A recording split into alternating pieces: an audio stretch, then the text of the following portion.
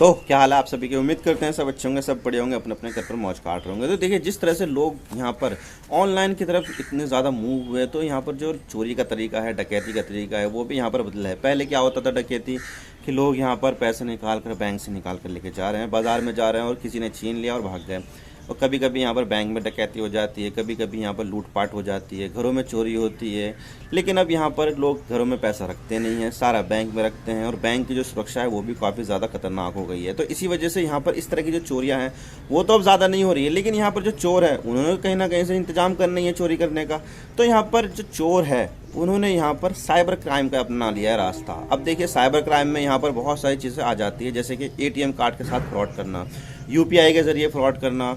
NFT, RTGS और इस तरह से बहुत सारी चीज़ों के साथ यहाँ पर फ्रॉड किया जाता है। और कभी कभी तो यहाँ पर बैंक के जो सिस्टम होता है उसको हैक कर लिया जाता है, उसके ऊपर साइबर अटैक किए जाते हैं ताकि वहाँ से चोरी किया जा सके। कभी कभी यहाँ पर लोगों के जो आधार नंबर हैं वो लीक हो जाते हैं। अक्सर आपने देखा होगा, कई सारी बार यहाँ पर न्यूज़ आई है सामने निकल करके, यहाँ पर बहुत सारे लोगों का आधार डेटा लीक हो गया। बहुत सारे बैंकों का यहाँ पर जो पर्सनल इन्फॉर्मेशन है लोगों की वो लीक हो जाती है, जिससे क्या होता है कि लोग यहाँ पर अपना जो अकाउंट डिटेल है वो रिवील हो जाती है उनको, तो वो जो है उस अकाउंट डिटेल के आधार पर यहाँ पर उनके साथ फ्रॉड करते हैं और उनके अकाउंट का सारा पैसा निकाल लेते हैं। और यहाँ पर बहुत सारी चीज़ें यहाँ पर ऐसी हो रही है। लेकिन अब यहाँ पर रिसेंटली एक कुरियर स्कैम हुआ है सामने कि यहाँ पर जो लोग हैं वो कुरियर स्कैम का सहारा ले रहे हैं, लोगों को यहाँ पर चूना लगा रहे हैं और अभी यहाँ पर लोगों को लाखों रुपए करोड़ों रुपए का चूना लगा दिया गया है। तो आज इसके बारे में पूरी डिटेल के साथ बात करते हैं, ये कुरियर स्कैम क्या है और ये किस तरह से यहाँ पर जो साइबर क्रिमिनल है वो इसका सहारा ले रहे हैं और यहाँ पर लोगों को चूना लगा रहे हैं। तो आज इसके बारे में पूरी डिटेल के साथ बात करते हैं। लेकिन उससे पहले अगर आप चैनल पर नए हो तो सब्सक्राइब जरूर कर देना चैनल को, वीडियो को चाहे लाइक करो या डिसलाइक करो, लेकिन चैनल को सब्सक्राइब जरूर कर देना। तो चलिए वीडियो का आगाज करते हैं।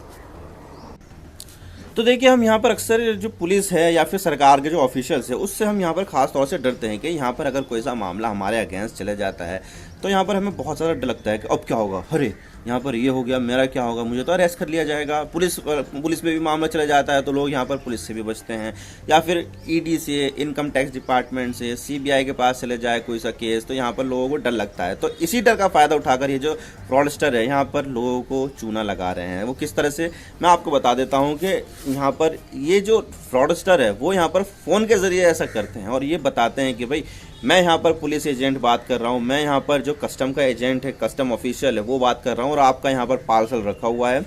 मुंबई एयरपोर्ट पर आया है, दिल्ली एयरपोर्ट पर आया है या रेलवे स्टेशन पर आया है, जो भी आया है वो इस तरह से बताते हैं कि आपके नाम के यहाँ पर पार्सल आया है और इसमें यहाँ पर ड्रग्स वगैरह और जो दवाइयाँ हैं नशीली वो यहाँ पर पाई गई है और आपके अगेंस्ट हम यहाँ पर केस फाइल करेंगे। तो इस तरह से लोगों को यहाँ पर डरा दिया जाता है कि भाई यहाँ पर अरे मेरे नाम से किसने कर दिया, अरे ये कर दिया, अरे वो कर दिया, अब मेरा क्या होगा, मुझे तो अरेस्ट कर लिया जाएगा। तो यहाँ पर लोग डर जाते हैं और यहाँ पर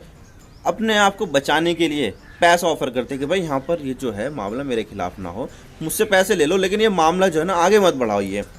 तो इस तरह से यहाँ पर जो लोग डर जाते हैं और इस तरह से जो लोगों से पैसा है वो फ्रॉडस्टर पैसा इकट्ठा कर लेते हैं और यहाँ पर लोगों को चूना लगाते हैं। इस तरह से ही किया जाता है क्योंकि लोग जो है यहाँ पर काफ़ी ज़्यादा डर जाते हैं पुलिस के मामले में, कस्टम विभाग के मामले में, और यहाँ पर इस तरह से कार्यवाही से बचना चाहते हैं कि भाई यहाँ पर मेरे खिलाफ कुछ ऐसा ना हो जाए यार, मैं तो यहाँ पर बर्बाद हो जाऊँगा, मेरा तो इमेज ख़राब हो जाएगी, मेरा ये हो जाएगा, मेरा वो हो जाएगा, एक्सेट्रा एक्सेट्रा। तो इस तरह से यहाँ पर जो लोग हैं वो इस तरह से काम से बचने के लिए ही यहाँ पर पैसा ऑफर करते हैं कि भाई यहाँ पर पैसा ले लो मुझसे तुम, लेकिन मेरा नाम इसमें से गायब कर दो कि भाई मेरे नाम से कोई पार्सल ही नहीं आया, तो मुझसे 3 लाख रुपए ले लो, 10 लाख रुपए ले लो, 50 लाख रुपए ले लो, लेकिन मेरा जो मामला है, मेरा जो नाम है वो इस मामले से रफा दफा कर दो और ये रहे पैसे, किस तरह से देने हैं मुझे बता दो, मैं तुम्हें दे दूंगा। तो इस तरह से यहाँ पर लोगों को बेवकूफ़ बनाया जा रहा है, लोगों को यहाँ पर चूना लगाया जा रहा है और उनसे पैसे लूट लिए जा रहे हैं और ये इस नाम को बोला जा रहा है कुरियर स्कैम, क्योंकि यहाँ पर एक कुरियर का यहाँ पर हवाला दिया जा रहा है कि यहाँ पर आपके नाम का कुरियर है, आपके नाम का पार्सल है। तो इस तरह से यहाँ पर इस स्कैम का नाम दिया गया है कुरियर स्कैम। और इसके अलावा एक और दूसरे तरीके से भी यहाँ पर कुरियर स्कैम को किया जा रहा है। दरअसल यहाँ पर मिस कॉल का सहारा लिया जाता है कि भाई यहाँ पर जो कॉल सेंटर वाले होते हैं और जो इस तरह के जो फेक लोग होते हैं, फर्जी लोग होते हैं, जो लोगों को बेवकूफ़ बनाकर उनसे पैसे ऐंठते हैं, वो यहाँ पर जो विक्टिम होता है उसके फ़ोन पर मिस कॉल कर देते हैं कि भाई यहाँ पर मिस कॉल छोड़ देते हैं। लेकिन जब वो यहाँ पर विक्टिम जो है वो रिटर्न कॉल करता है तो वो जाती है IVR के पास, यानी कि इंटरेक्टिव वॉइस रिस्पॉन्स, यानी कि जब हम बात करते हैं किसी कंपनी के वगैरह में फ़ोन लगाते हैं तो बोलती है ना कि आपकी कॉल इस नंबर पर ट्रांसफ़र की जा रही है, आपके लिए ऑफ़र ये, आपके लिए ऑफ़र वो, आप किस तरह की सहायता चाहते हैं, मतलब कि जो ऑटोमेटेड वॉइस रिस्पॉन्स होता है वो दिया जाता है। अब देखिए ये जो है ना, ये बेवकूफ़ बनाने के लिए इस तरह से बना दिया जाता है कि ऑटोमेटेड वॉइस रिस्पॉन्स। ये बनाना कोई ज़्यादा मुश्किल काम नहीं है, थोड़ी सी भी जानकारी हो, थोड़ी सी एक्सपर्ट हो जाए तो ये भी आपको यहाँ पर बनाकर मिल जाएगा ये। और ये सब जो IVR बनाई जाती है ना, फेडेक्स के नाम से बनाई जाती है, ब्लू डार्ट जो डिलीवरी है, इन सब जो डिलीवरी करने वाली कंपनियां हैं ना, इन सब के नाम से बनाई जाती है कि भाई आपकी कॉल यहाँ पर लगी है, आप क्या जानकारी चाहते हैं। तो जब यहाँ पर कस्टमर केयर पे फ़ोन लग जाता है तो तब यहाँ पर ऐसे बताया जाता है कि भाई यहाँ पर इस एड्रेस पर, आपके एड्रेस पर, आपके नाम से यहाँ पर एक पार्सल बुक है, लेकिन यहाँ पर आपके पार्सल में ड्रग्स निकले हैं, नशीली दवाइयाँ निकली हैं, तो आपके लिए यहाँ पर मामला बिगड़ जाएगा। तो इस तरह से यहाँ पर साइकोलॉजिकल टैक्टिक अपनाते हैं ताकि जो विक्टिम है वो डर जाए, और जो डर के मामले में यहाँ पर उसका फ़ायदा उठाते हैं। और डर जब जाता है ना तो वो यहाँ पर पैसा ऑफर करता है कि भाई यहाँ पर ये मेरा मामला ख़त्म कर दो यार, मैं यहाँ पर परेशान हो जाऊँगा, मेरी इज्जत की ऐसी तैसी हो जाएगी, मुझसे पैसे ले लो तुम 10 लाख 20 लाख, लेकिन ये मामला ख़त्म कर दो। तो इस तरह से यहाँ पर ये मिस कॉल के ज़रिए भी किया जाता है। और कभी कभी किसी मामले में तो यहाँ पर आधार की डिटेल भी मंगा ली जाती है, बैंक अकाउंट की डिटेल भी मंगा ली जाती है, और सब जानकारी निकालने के बाद जो बैंक अकाउंट है वो खाली कर लिया जाता है। और इसी तरह का मामला सामने आया है रिसेंटली बेंगलोर में एक 66 साल के व्यक्ति है देवाशीष दास करके, उनसे यहाँ पर 1.5 करोड़ रुपए लूट लिए गए। उनके पास भी इसी तरह का मामला आया था और यहाँ पर उनसे 1.5 करोड़ रुपए लूट लिए गए। और उनके पास यहाँ पर फ़ोन किया गया था। फ़ोन करने वाले ने बताया कि भाई मैं यहाँ पर कार्तिक के बात कर रहा हूँ और मैं फेडेक्स कंपनी से हूँ, और यहाँ पर आपके नाम से ताइवान से एक पार्सल आया है जिसमें यहाँ पर 5 तो एक्सपायर्ड पासपोर्ट मिले हैं, 6 क्रेडिट कार्ड मिले और 950 ग्राम ड्रग्स मिले हैं, और ये सारी की सारी जो चीज़ें हैं वो आपके नाम पर मिले हैं। तो आपके नाम पर यहाँ पर मुंबई में कंप्लेंट फाइल कर दी गई है। तो इस वजह से यहाँ पर जो देवाशीष दास जी है वो यहाँ पर डर गए कि भाई यहाँ पर ये कैसे हो गया, मेरे नाम पर यहाँ पर क्या आ गया, मेरे यहाँ पर कुछ नहीं है, मैंने तो कुछ किया भी नहीं है, फिर भी मेरे नाम पर आया। तो यहाँ पर ये सब जो है ना डर गए है इस तरह की साइकोलॉजिकल टैक्टिक्स की वजह से। और इसके बाद यहाँ पर ये बताया गया कि आपको यहाँ पर एक स्काइप कॉल करनी पड़ेगी। अब स्काइप कॉल में यहाँ पर एक आदमी से बात की जाती है, लिंक वगैरह सेंड किया और उन्होंने ज्वाइन कर लिया। और वहाँ पर एक आदमी था जो अपने आप को मुंबई क्राइम ब्रांच का बता रहा था और नाम था उसका प्रदीप सावंत। और फिर उसके बारे में ये बताया गया कि भाई यहाँ पर आपके नाम पर बहुत सारी चीज़ें हैं, आपके नाम पर एक केस फाइल कर दिया गया है और आपके नाम पर मनी लॉन्ड्रिंग का केस भी लगाया गया है। और आपको इस सारी चीज़ों से रिलेटेड जो भी जानकारियां हैं और जो भी आपकी जो पर्सनल डिटेल है, आधार कार्ड और अकाउंट नंबर, वो सब के सब जो DCP साहब है उनको यहाँ पर भेज दो। और फिर यहाँ पर जो DCP साहब है, जो फर्जी आदमी था, उससे कांटेक्ट किया गया कि भाई यहाँ पर ऐसे ऐसे मामला है, मेरा क्या होगा मुझे बताइए। तो उसने यहाँ पर ये बताया कि भाई जितने भी ये सारे के सारे तुम्हारे अकाउंट है वो सब क्लोज़ करो, जो भी तुमने FD करा रखी है वो सब क्लोज़ करो, और सारा का सारा जो पैसा है वो इस फला अकाउंट नंबर में ट्रांसफ़र कर दो। जबकि ये सारा का सारा जो काम हो रहा था वो सब फर्जी लोगों द्वारा हो रहा था, ऐसा कोई सा केस फाइल वाइल नहीं हुआ था और ना ही कोई सा सामान पकड़ा गया था।